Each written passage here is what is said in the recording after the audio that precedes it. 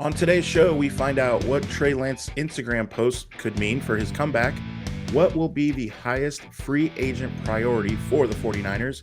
Remember, as always, you can listen to the episode on Spotify, Apple Podcasts, Google Podcasts, or wherever you get your podcasts from. You're inside the Johnny Dell Football Academy.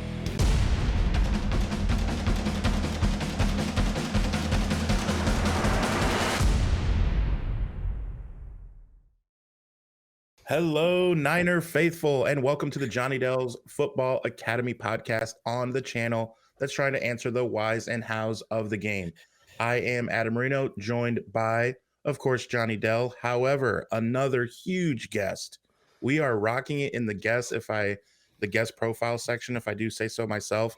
John Chapman, welcome. Dude, this is awesome. I think my second time to be honored in the presence of the Johnny Dell and the great Adam. And just really glad to be here in the off season. And just, we got a lot of stuff to talk about, man. So I'm pumped about this.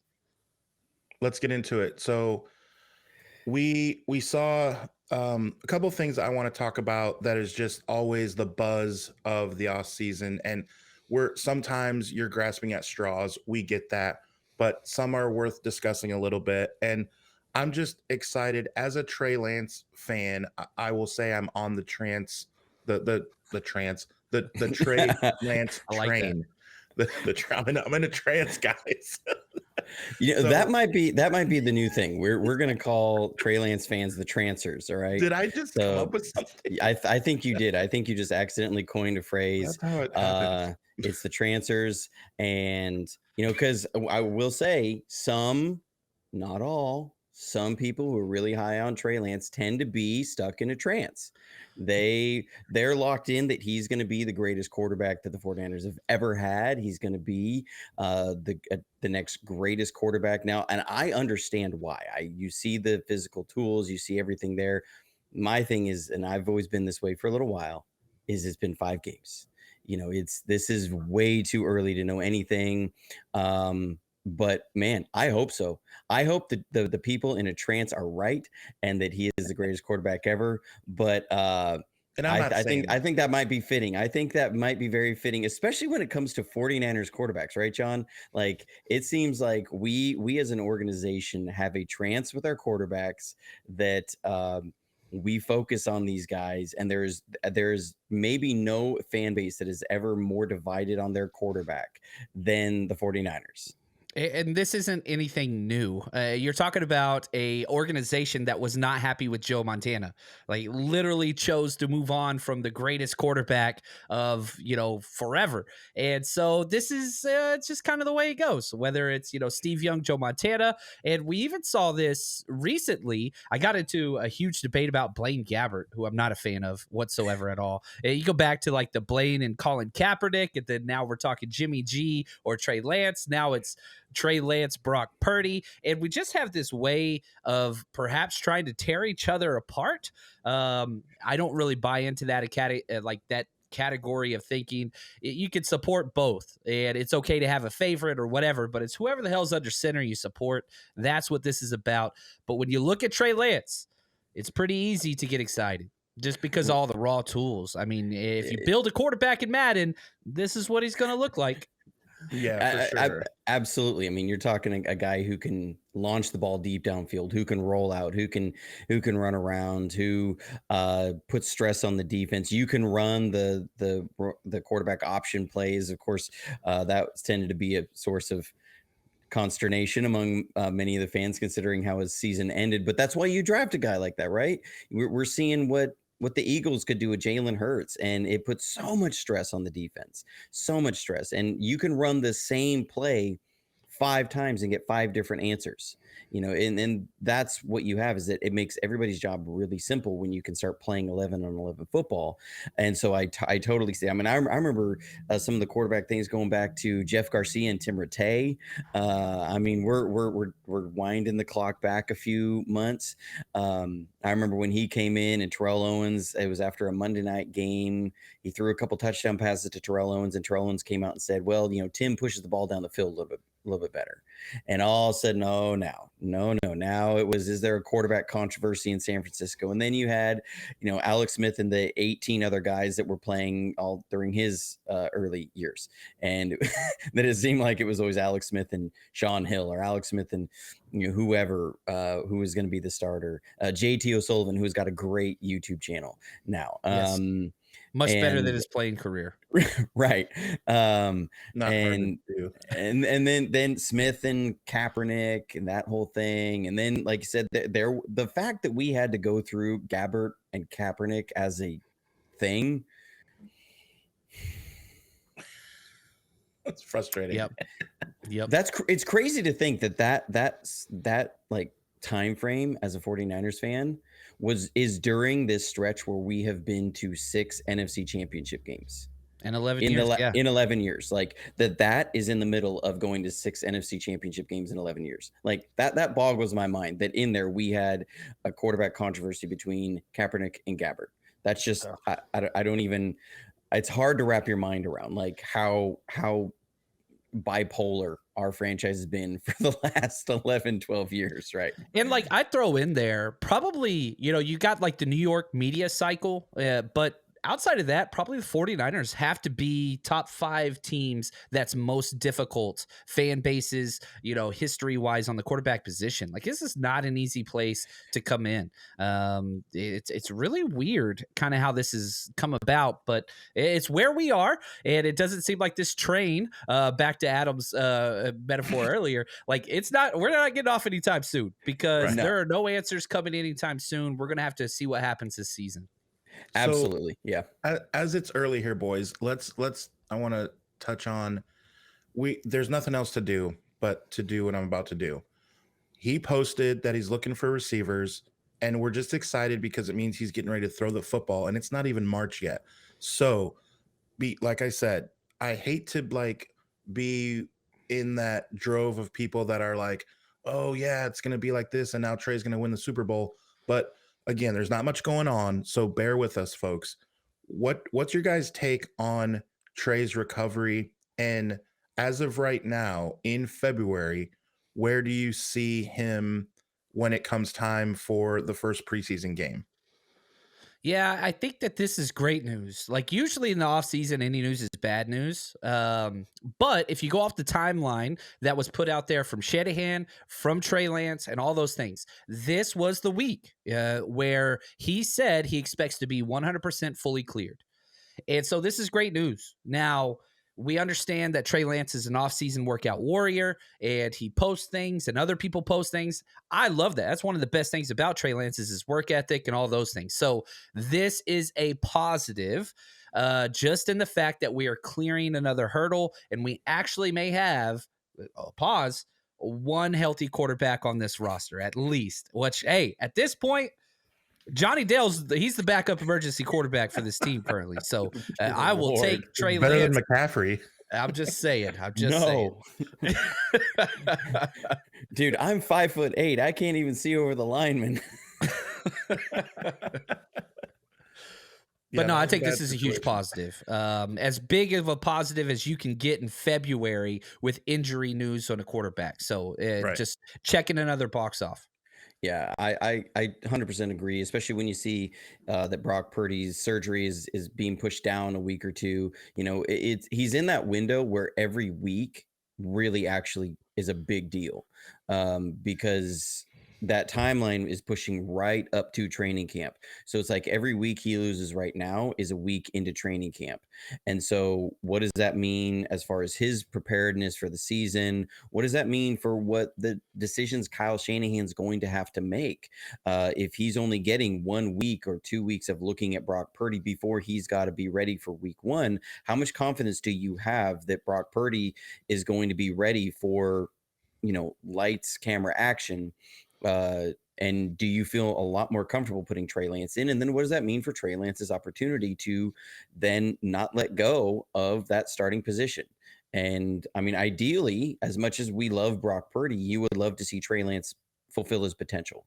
Correct. That would be the ideal scenario for the 49ers. Whether you love Brock Purdy or whether you love Trey Lance or whether you hate Trey Lance and you hate Brock Purdy, Trey Lance being ready week 1 and fulfilling his potential as 3 first-round picks at the quarterback position is the best scenario for the 49ers. And it's something that, again, it means he's going to be healthy going into this offseason, which means he will be getting the offseason work and OTAs and mini camps that he really, really needs. The guy needs reps on the practice field in our offense, not running scout team. He needs reps and reps and reps and reps. That's what he needs. He desperately needs that. We all saw how slow Jimmy Garoppolo started out 2019 after not being able to be a part of the offseason program after his ACL recovery, and how slow that process, that ramp up was for him in this offense during that time. We don't need that from our quarterbacks. We've started slow as a team for pretty much in Kyle Shanahan's time. We don't need that. We need a season where we can get to a little bit better of a go. I almost wonder, what happens to our team if Philly has to go on the road or has to win 2 games before they meet us, and we get an extra game off. Especially with how Jalen Hurts' shoulder was, how is that game different? Or if that game is in Santa Clara and it's not in Philadelphia, and you're talking about the slow start, is what the difference is in that. In where we end up in the seeding. So I love the fact that he's going, like you said, it means we have at least one healthy quarterback going through the offseason, which is a big deal for us. And we need every quarterback we can get on this roster that can functionally throw the ball. Because man, I've never seen a situation like what happened last season where you just end up getting that close and that deep into the season and you just don't have a quarterback anymore. You've literally injured everybody. It's weird because you talk about like the history of the quarterbacks, whether if you're just looking at Kyle Shanahan era or even further, we've had 1 year where a quarterback played the entire season. That was 2019. And that's as many as 8 years back. So I understand the need and the narrative approach to like, who's the quarterback going to be? I constantly just pull myself back and say, I don't really care who's quarterback week 1, because I would be willing to bet, and I'm a betting man, both these quarterbacks are playing this year. Like, I do not care. I 100% assume Trey Lance is going to be the guy week 1, in large part because of Brock's injury, whatever. Let's say he made it out of that game and the 49ers still lost the NFC Championship, but Brock was healthy. I would expect Brock Purdy to be the quarterback. However, that's not the case. The surgery's been delayed. Johnny mentioned very well, every week matters. So you put Trey out there week 1, but that does not mean Brock's not playing this year. He's going to be playing a few games. I guarantee it, whether that's because Trey doesn't perform or Trey gets dinged up. That's not necessarily a bad thing. Very happy with the 2 quarterbacks that we have. I would take this 49ers quarterback room over probably 22 other teams in the NFL. It's not a bad place, but it is a constant barrage of DMs and emails and everybody picking their side. But I'm just here to say, don't pick a side. We're going to be all right. Just wait. It's going to play itself out. Yeah, I think man, that is such a great point because we do tend to pick a side, and it becomes this, not even just picking a side and villainizing the other quarterback. It's villainizing anybody who supports the other quarterback or says, it's almost like that. Really, it's going to sound bad. I'm going to say it. It's almost say it, Johnny. It's almost like that really insecure girl at the prom, okay, who she's sitting there with a guy, and that one girl walks in, and the guy she's with goes, "Wow, she's really pretty." Okay, that really insecure girl, all suddenly, she's going to tear that other person down, right? It's like, I'm going to destroy this person's life, because Mean Girls, it's how, right? It's the movie Mean Girls, okay. But that's almost what it reminds me of, because it's like, oh, how dare you say that Brock Purdy did what he did was amazing and how it's looking so great. No, he's not the answer. Trey Lance is the guy, and he's got to be the guy, and Trey Lance can do so much more. It becomes like and that we now need to tear Brock down so that Trey doesn't get pushed aside because we're all in on Trey. And you go, look, if Brock is doing great, that is a good thing for the team. Right. If Trey Lance is doing great, that is a good thing for the team. Like you said, I expect both quarterbacks to play this season. And people, again, because we feel the emotional impact of what it means when you see your quarterback go down and the, oh, no, that we have as fans, we get very emotionally attached to what we have and say, this is a San Francisco quarterback problem. When you look at the NFL, they set a record for quarterbacks that have played and started games this year, right? Because there were so many injuries to quarterbacks throughout the year. This is not just a San Francisco problem. What I think is happening is this is a college offensive line problem. That's what I think. I think as you continually see the trend of college offensive lines not being as NFL ready coming out, that the quality of pass protectors is going down of what is coming out of college.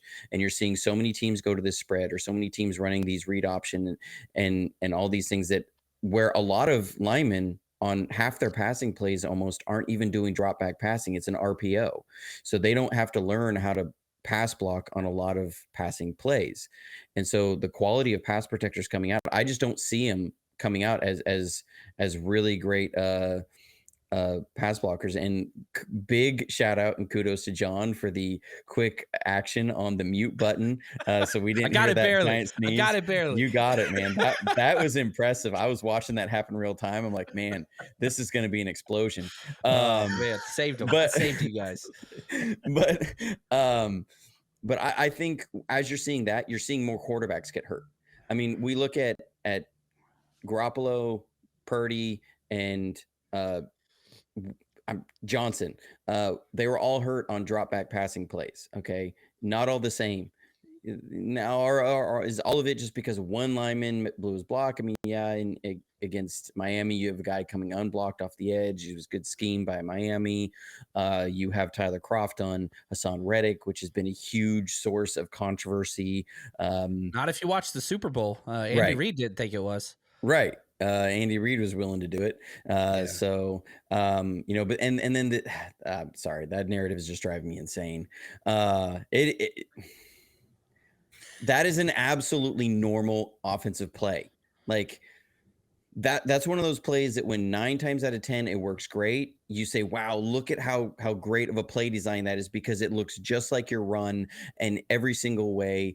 And so you're putting so much stress on the defense of tying the run game into the passing game when it doesn't work because Reddick doesn't bite on the run at all, which is almost shocking considering who we are.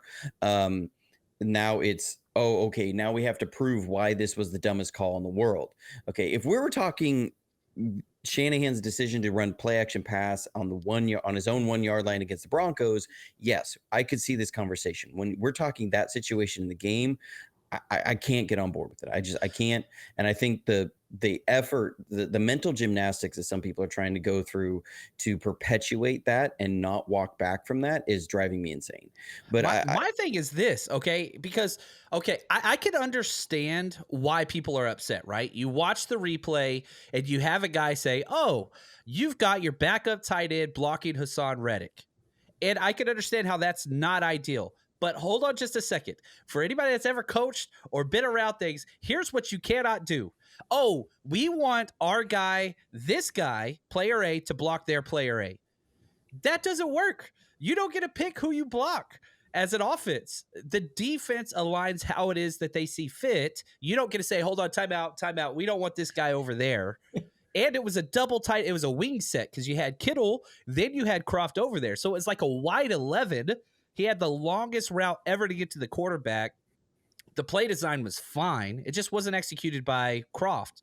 And like you said, he didn't bite on the play action, and that's just what it is. Like that is a normal play in every single offense that runs a play action anything out of 21 or 12 personnel. Like you're going to see that nonstop. And so for people to say like, oh, you shouldn't have him block, your backup tight end, block him. It's like, whoa, you don't get a pick.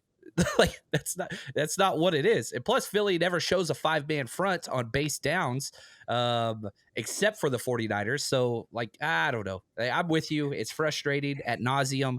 And like, it's easy just to say like, oh, don't do that. But that's not how the NFL works. That's not how offense game plan works. That's not how scripting plays works. That's just not the way that it is.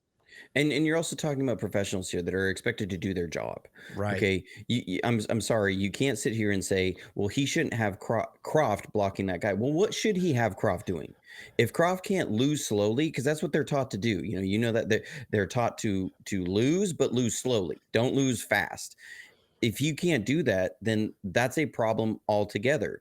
And what are you going to do? Just take that play out of your playbook and say, no, we're not going to run this play? It No, was wide open. absolutely not. It was wide It, open. right. So And if Ayuk was Purdy running. didn't pat the ball too, like you're adding to it. Right. Like Purdy needed to be just a little bit earlier on that throw. Croft lose a little bit slower. And that's a huge play. It's a blaze out, right? So, it looks it's a variation off of our other play action passes where it's normally a dig. And so he fakes the dig, runs an out, and it was wide open. I mean, wide open because it was taking advantage of the matching defense that Philly likes to run and how aggressive their outside corners were.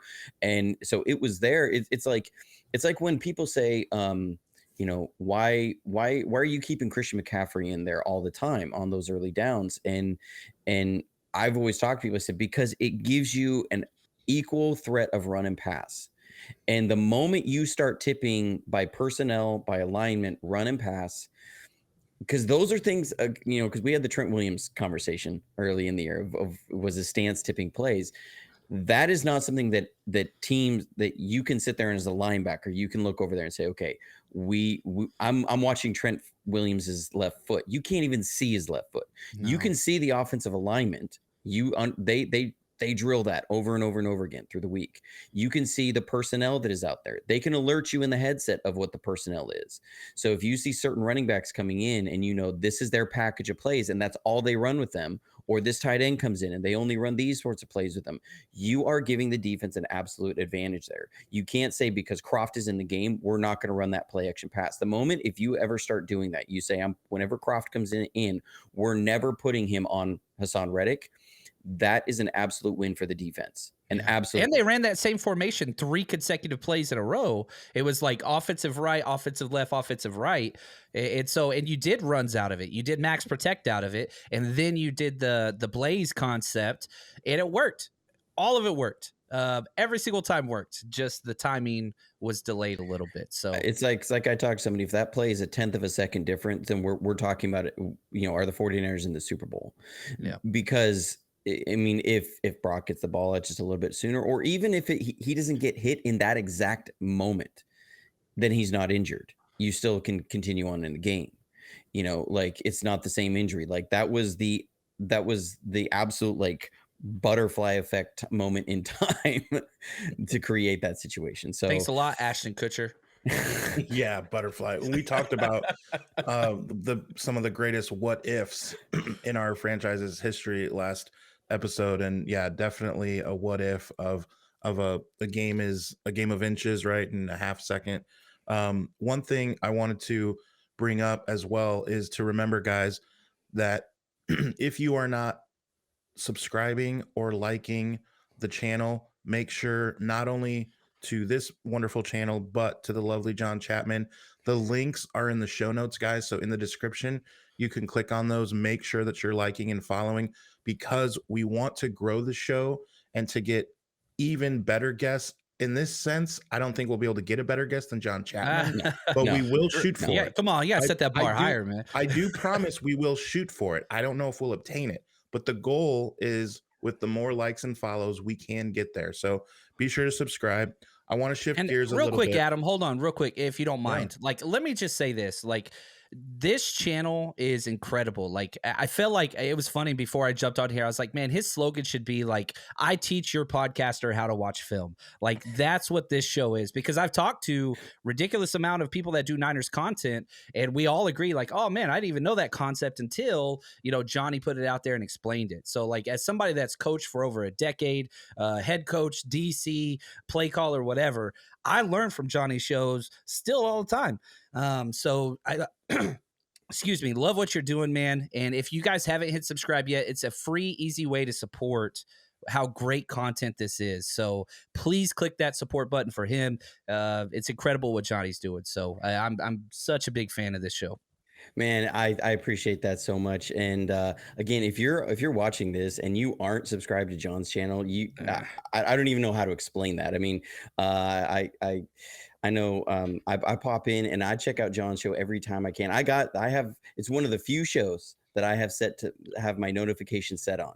I have your show set for notifications. I have Wayne's show set for notifications. So I see every time the John's show comes on. Sometimes I'll even be driving and I'm like, you know what?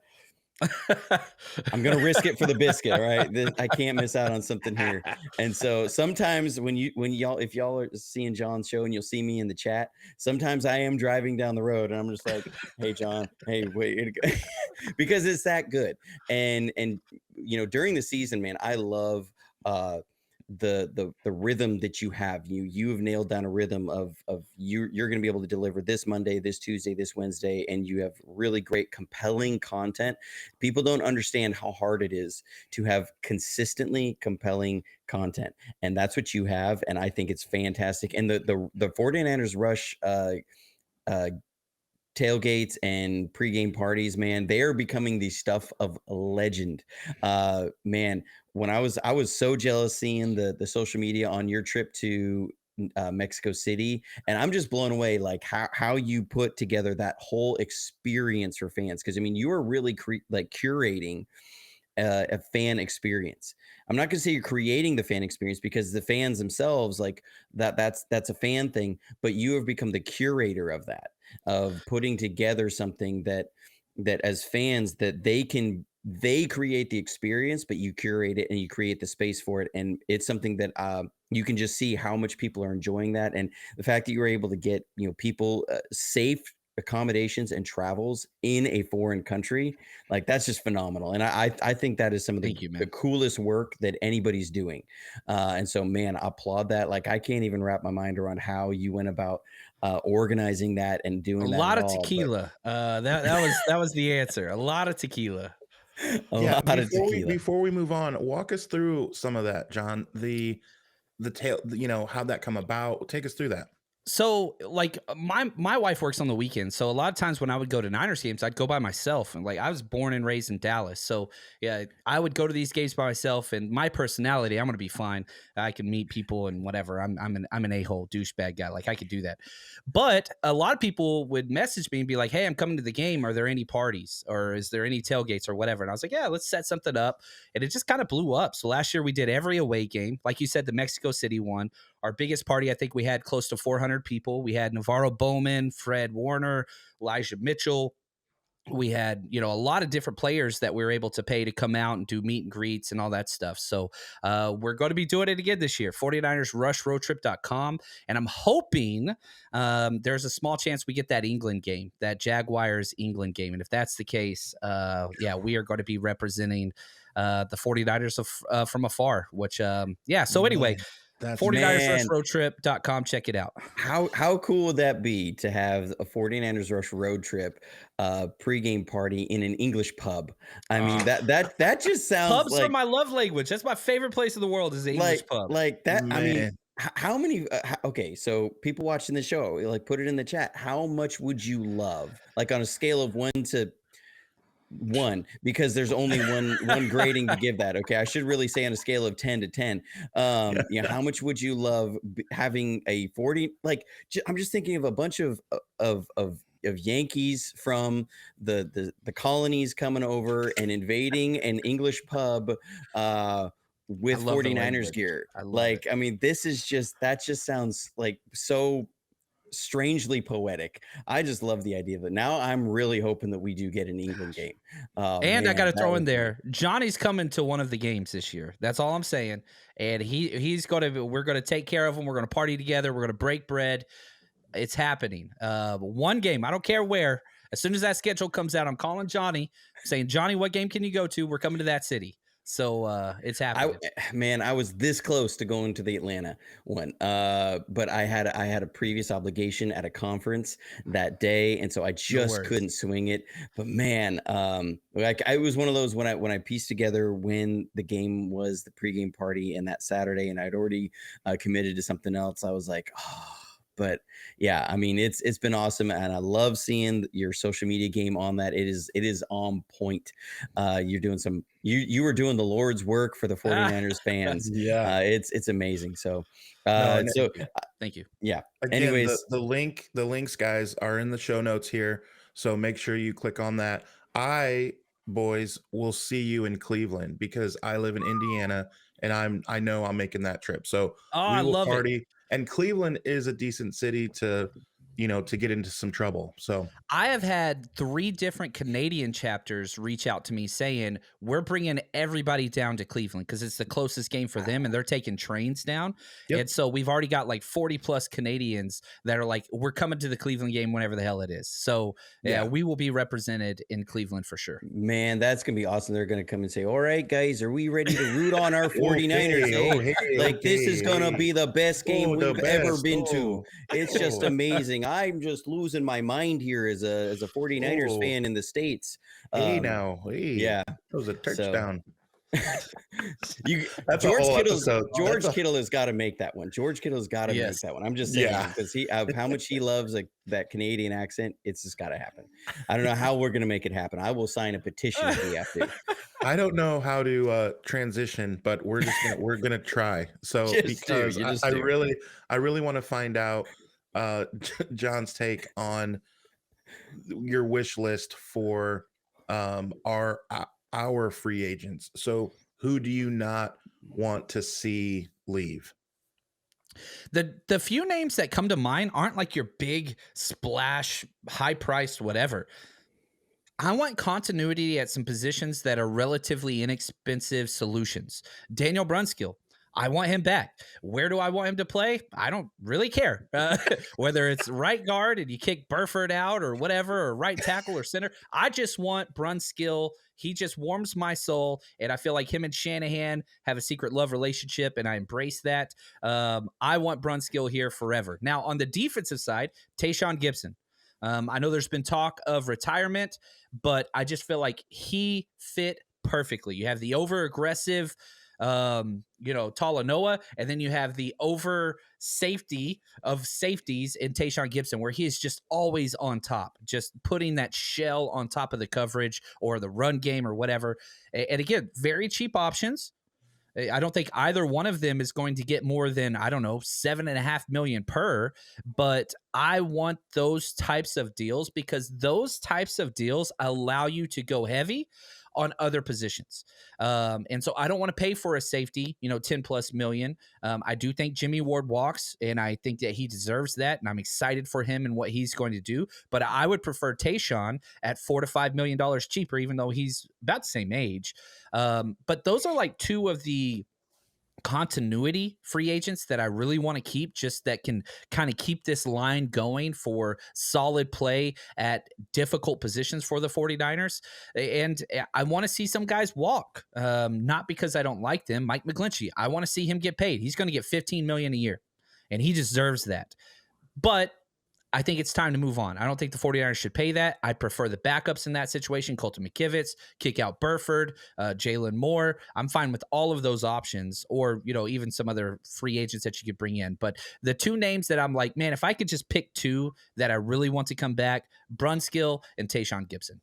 Yeah, I love those picks because, like you said, Jimmy Ward, he's going to want a lot more than what I think we're willing to dish out, and deserves. And he deserves more. He's nowhere near this player, but as far as what it reminds me of is when we let Ronnie Lott walk. Okay, just at the stage of his career. And again, I'm not saying that Jimmy Ward is Ronnie Lott in any way. I'm saying at the age he's at, the stage of his career, how much he's going to want to get paid, and the role we're going to have him in on the team. That it's, Bill Walsh used to always say you let a guy go about a year or 2 before you should. And in that you'd rather let a guy go a year early than a year late. Yep. Because when you're a year late, you've overpaid for something. Where I see Jimmy Ward really fitting in is going to a team that needs veteran leadership on the back end, that is an up and coming team that is looking for a veteran to come in and stabilize something. Not necessarily a team that is trying to catch their window on the back end, even, or where we are, where you're trying to get that continuity for another run while staying low on the cap figures. You need to be able to fill some cheap spots with good production. It needs to be good enough, not great. We don't need to be great at every position where we have holes this year. We need to be good enough. You can put yourself in a really big hole, all of the Saints, if you're trying to be great at every position and you're spending a lot at every position. And you say we don't need a safety that is a top 5 safety coming in. The rest of the defense is great. We need a guy who's good enough. While would it be great to have a playmaking safety? Yeah, it would, but you don't need to spend the resources on that. You just need somebody who's good enough. But And like, I'll say this real quick. Sorry to cut you off, but like Tayshaun had 5 picks. right. 5 picks. So he understands the safety net concept, the shell coverage concept that is the cover 3, cover 4, but also we jumped from 9 to 20 interceptions this year. And that was all because of safeties. 4 Talanoa, 5 Tayshaun Gibson. I mean, that's almost equivalent to Jimmy Ward's entire career interception. So you're getting the ball production, and you're losing a little bit of the run support and a little bit of the play aggressiveness. But for me, you're getting a cheaper price, and you're getting the ball production, which makes me just like, that tips the scale so much in my opinion. Oh yeah, absolutely. And I think that's a great way of saying what I was trying to say. I was just taking the long way around. That he was very good at what he did, right? But he wasn't asked to be. What's his butt up there in Seattle? Adams. Jamal Adams. Yeah. Okay. He's not being asked to do everything really, really well, or Thomas, who used to be up there in Seattle. Earl Thomas. Yeah. Earl Thomas. I need more coffee this morning, y'all. I got you, big guy. I love that tumbler, by the way. That's an awesome tumbler. Yeah, I got lucky. One of my listeners made this for me. Did the 49ers awesome. Rush podcast and like imprinted so Warner's cool. like graphic on there. I freaking loved it. I carry it with me everywhere I go. Even if I don't have coffee, it's like my Charlie Brown like blanket. I was gonna say Linus. There we go. But yeah, like you need somebody who can fit the role that you need. You don't need that 12 million a year guy. You need that 4 or 5 million a year guy, right? Yes. Like he's good enough. He's good enough to do what you need him to do, and it will be great because the rest of the defense is great. If you don't have the production in the rush that we have, and you don't have the production from the linebackers that we have, I think some of those throws that Gibson was able to pick aren't there. But because he's able to be in the right spot, take advantage of what the defense is creating in everything that they're doing, then man, it's fantastic. I would love to see Gibson back. I think he had a couple rough games, but if that's it, I'm totally fine with that. And when you got Hufanga, who's producing, like you said, the safeties produced way more than we had in a long time. So I'm totally cool with it. I am really high on the kid out of Illinois, Sidney Brown. He's a safety. Ooh. So I'm kind of fingers crossed that we pick him up and maybe we're able to slide him in that other safety spot. I don't know if he's going to be there when we pick. I wonder if we'll move up to get him. I was really impressed with him at the Senior Bowl. Really impressed with him. I've been singing his praises since then. But I love it. And Brunskill, yeah, he's a trench guy. He's going to be, he's the epitome of like the ice bag game guy. Like, he's not a guy, when you see him like run out of the tunnel, you're not like, oh man, you're like, oh, okay, there's a lineman. But he fights, he works hard, he's a gritty player. And like if we're gonna bring back a guy who can play up and down the line, can be cheap, I love it because you can never have enough good linemen who can run our run scheme. That's a big thing. And man, yeah, I love those options. So, John, I wanted to also ask you then, I'm going to run through some names here, and just for our fans to kind of get an idea of who's out there and who's available, I have a list compiled here, and I want you to pick out one guy that intrigues you and then tell us why. And it might not even be that you hope we pick him up, but it's almost like a wish list of now outside of our team.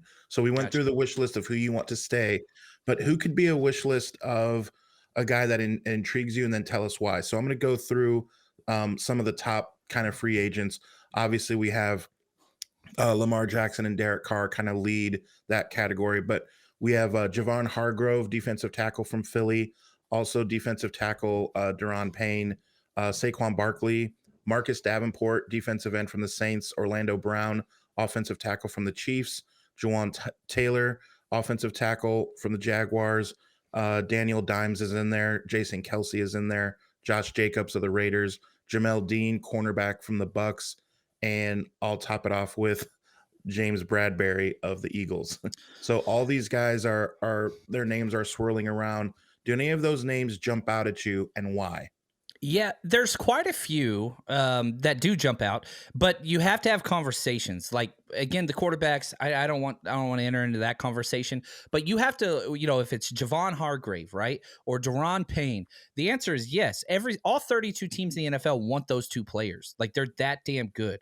So it's just being able to say, yeah, those names are interesting. Every single team is. So you have to, what is it that makes the 49ers appealing to those types of players? Do you want to win a ring? That's what it comes down to. And are you willing to take a little bit less or a team-friendly deal to do that? Because Deron Payne's getting $20 million. If he wants to make $20 million, he has that option staying in Washington. Javon Hargrave, hey, do you want to stay and compete for a ring with Philly? That is an option for him. But do you want to come and move all the way across the country and do a higher tax state and take less money? It's not as simple as, yeah, they're interesting because they are. But from that list, which one is the most likely? I'd say probably Marcus Davenport, which shout out to, Wayne Breezy. He's been preaching this one from the top ropes. And so I think that he is a fit just because, and again, this is in the past and something I'm looking forward to. Johnny, just again, when he talks about our new DC, Wilkes, I get excited. But in the past, with D'Amico and Robert Saleh, right? The concept has been stop the run to earn the right to rush the passer. Davenport fits that. Now the health, a little bit of a concern, but playing defensive line in the NFL, you're going to get banged up. But I think Davenport fits. I really, really do. Now the sack production isn't great, but man, he fits. So as that strong side end opposite Bosa, Davenport's probably the most realistic option. If I could have any of the names you said, oh yeah, bring me Deron Payne. Yeah, I 100% agree. I mean, if it's a wish list that we can pull from anywhere and we're not competing with anybody else, yeah, bring Deron Payne. But when you look at a team like the Bears that have almost 100 million in cap space and we're sitting at 9 million, we can restructure. Okay, we can. You're going to kick a lot of expense down the road. I just don't see them investing that when you have a guy like Kinlaw on the team who you're hoping will have a prove it year. And, so if I'm the 49ers, I'm looking at the defensive line and I'm saying, I'm going to give Kinlaw one more year. And if he doesn't work out, then next year I am really, really heavily investing into the defensive line, because again, next year they will have a first round pick again. So, because we gave up 21, 22, and 23 for first round picks. So next year we will have a first round pick again. So I see them, if they're going to invest heavily in the interior defensive line, it coming either through the draft next year or in free agency next year, really more likely through the draft. And I'll say this, I know somebody's watching this or listening to this going, Kinlaw, he's been terrible. Let me just say this. If you look at one or two plays in the NFC Championship, the first half, really, he had a terrible first half. However, go watch the second half. I promise you this, you will not find one bad play from Javon Kinlaw in the second half of the NFC Championship. Like, I get it. He got posterized 5 or 6 times in the first half by Jason Kelsey. He really, really did. Go watch the second half. Dude did his job to a T. Was it all pro level and making tackles for losses? No. He did his job.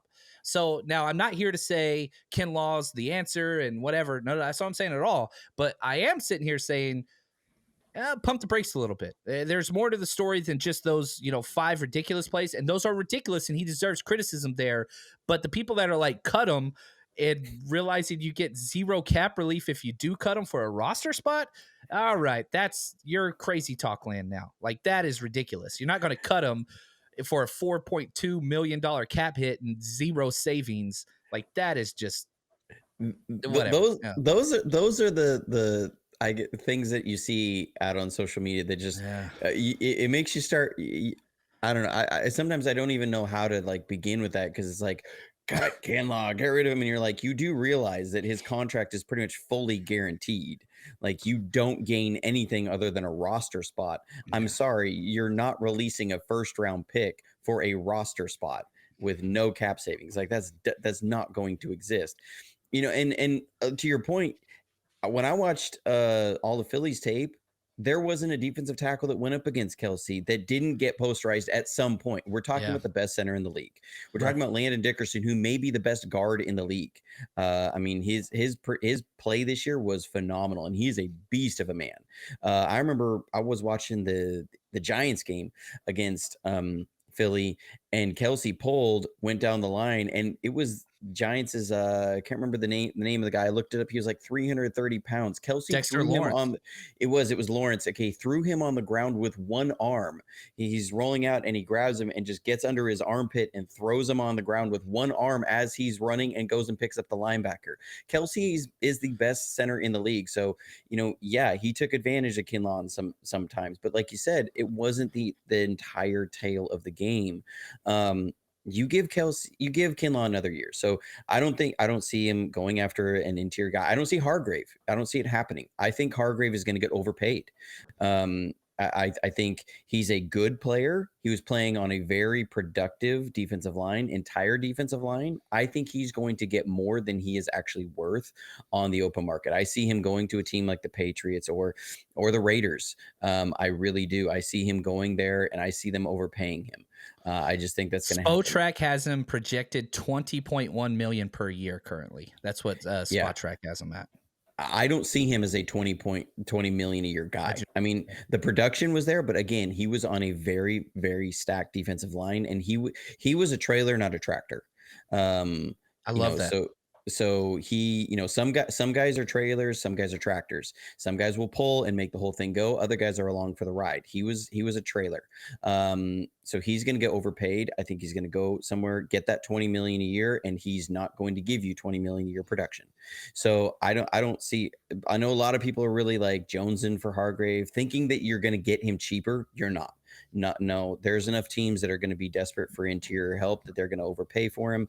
I like the Marcus Davenport. I think he's a guy that might get overpaid too. It'll be interesting to see how there's not a lot value him. available. If you want edge, yeah, there's not a lot available. So again, if you're the Bears who desperately need edge help, do they overpay for him? They can outbid everybody in the league. They're in that state where they have to start. If they're going to make a run, they need to start doing it next season because of Justin Fields' rookie contract. Okay. So they're at a point where they've either got to really put a team together, and I see them being a big spender in free agency. You're going to be bidding against teams like that. I don't know. I think it's a hard season for the 49ers. It's always that wish list of free agents. But when you also don't pick until the third round, then you don't have that big wish list of big names out of the draft, and you have a lot of free agents. So there are a lot of questions here. I do think the 49ers pursue some things. I would love to see Jordan Willis get retained, come back, because he's a guy that much sense. It just makes too much sense. And he's been, when you watch the guy play, you just fall in love with him, right? Like the effort and the hustle. Silent assassin. Yeah, like he's a guy that is hard to watch and go, yeah, I don't like him. Plus, the 49ers invested heavily with Drake Jackson next year. I think they believe in him. They want him to ascend. He kind of hit a rookie wall last year. So, I'm looking at some of these positions and I go, I don't see defensive line being where they go after in free agency. I think you're going to see, I hate to even utter these words because of the connotations that comes out, the bulky bargain bin. I think you're going to see kind of that methodology in this of where, because Trent Baalke was notorious for searching the bargain bin for free agents to come in and be productive. And it was frustrate fans like crazy because he'd, pick these guys that would just end up not really working out or had long injury history that was, maybe get a high value guy for low money, and they almost never worked out as far as free agents. But I think that's the strategy you're gonna see. I think you're gonna see those, lower tier free agents. I don't see them doing a big free agent splash. I had Jason Hurley on my on our show not too long ago, and he was talking about he didn't see the 49ers clearing more space than maybe going into the season with 17 or off season with 17 or 18 million in space. He just didn't see it really as a strategy that would work long term, restructuring all these contracts to clear 50, 60 million. And I go, yeah, I think you're about right. I don't see them clearing a ton of different space and doing things restructuring wise. I think you're going to see bargain free agents and looking at keeping your core intact and moving forward from there. Yep. Well said, man. Well said. You'd be my GM, man. I'd hire you, man. Right. I love if I could ever have access to the analytics, I would, like Rand Carthon has always said, I'm like, okay, tell me where you're getting that information from. Like, can we post, can you just send me the portal login? Is it not next gen stats? Is that not what he's using? Oh dear Lord. No, it's PFF. They're using PFF. Yeah, they're PFF. Obviously. But that's what I love about the channel, guys, is we really dive deep into the whys and hows of the game. It's not just fans who don't know what they're talking about and get the excitement and emotions of yesterday and that bleeds to today. It's a thoughtful piece on this is the reason why XYZ. And so this channel is all about the whys and hows. And so we love talking to guys like John Chapman who can add so much value. So thank you, John, for being on the show. Remember in the show notes, guys, to follow John and to meet up at all the away games. I promise you, I will see you in Cleveland. That's going to be fun. Give you some dap and first drinks on me always, man. That's the rule. Man, that's the rule. So, man, I'm excited for that. We'll get Mr. Johnny Dell to one of these. It'd be fun to all of us meet up in Cleveland. Maybe we can make that happen. The Dog Pound. Just saying. Well, we got some time. The schedule's not out yet, so we'll see what we can make happen. So again, thank you to John Chapman for being with us. Everyone online, thank you for joining us on YouTube, on Spotify, wherever you get your podcasts. Remember, take care of each other. And as always, go Niners.